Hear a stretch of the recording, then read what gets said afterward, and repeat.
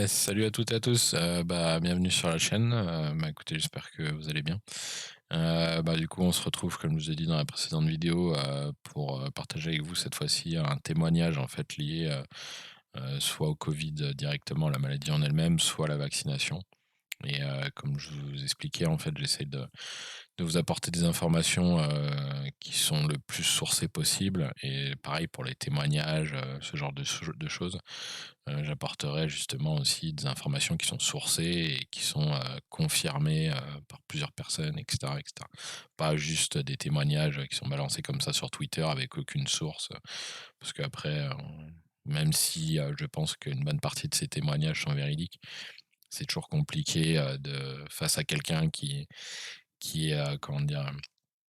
Qui ne veut pas justement reconnaître qu'il peut avoir des problèmes liés à la vaccination, leur apporter des informations qui ne sont pas sourcées, ça leur fera rien en fait. Ils botteront, ils rejetteront le truc du revers de la main pour dire que de toute façon ça sert à rien, que c'est pas sourcé et que c'est pas fiable. Voilà. Donc moi je vais essayer de faire justement le travail de vous apporter des informations qui sont le plus sourcées possible pour que vous puissiez, apporter ces informations après aux personnes qui sont un peu, justement, un peu trop refermées sur, certaines réalités, quoi. Bref, donc du coup, là, je vous préviens, l'histoire, elle est un peu dure à lire, donc parce que je pense que personne ne voudrait que soi-même ou ses proches vivent, ce qu'a vécu cette dame. Donc voilà, préparez-vous, hein, c'est pas la joie, quoi. Bref. Donc la personne là, d'ailleurs, je la remercie, hein, qui est oui, je voulais dire aussi, excusez-moi, que je voulais pas vous ramener des trucs qui sont sur Twitter. Là, c'est sur Twitter, mais vous inquiétez pas, c'est sourcé, hein. En bas du thread là, justement avec les différentes parties qui ont été traduites, en bas, vous avez l'article, d'origine avec le témoignage de la personne et cetera. Donc et vous retrouverez, tout ça en lien dans la description de la vidéo. Donc voilà. Donc on attaque. Alors la personne, Marceau, 2020 Marceau, dit: «Le professeur Luc Montagnier avait raison. Premier cas de maladie de Creutzfeldt-Jakob, maladie de la vache folle, chez une femme de 64 ans, seulement 3 mois après la deuxième dose de Pfizer. Les médecins font le lien avec le vaccin au vu de la fulgurance de l'évolution mortelle.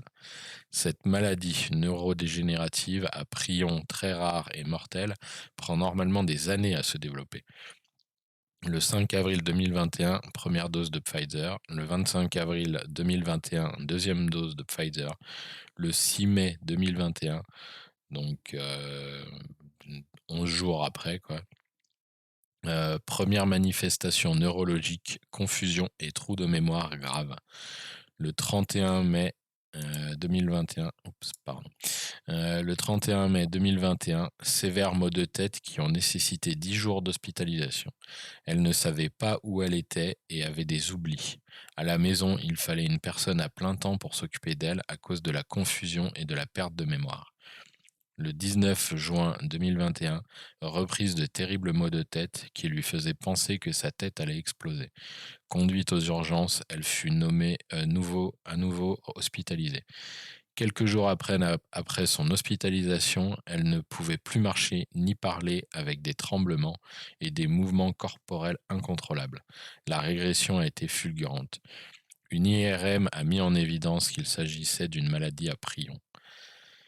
Une ponction lombaire effectuée le 12 juillet 2021 a montré un niveau de protéine Tau caractéristique de certaines maladies neurodégénératives telles que Alzheimer ou Creutzfeldt-Jakob de 38 979 Pg par millilitre, alors que les valeurs normales se situent entre 0 et 1149. Hein. Elle était à 38 000. C'est hallucinant quand même, bref. Hop. Voilà, il y a la suite. Pendant tout ce temps, son cerveau a été littéralement mangé de l'intérieur. Elle meurt le 22 juillet 2021. Et là, vous avez une photo comparative d'un cerveau sain à gauche et à droite, un cerveau qui s'est fait manger par la maladie de Creutzfeldt-Jakob. Différents cerveaux sains, cerveaux rongés par la maladie, ceci prend en général 10 ans. Là, 3 mois, une chose que les médecins qui l'ont suivi n'avaient jamais vue.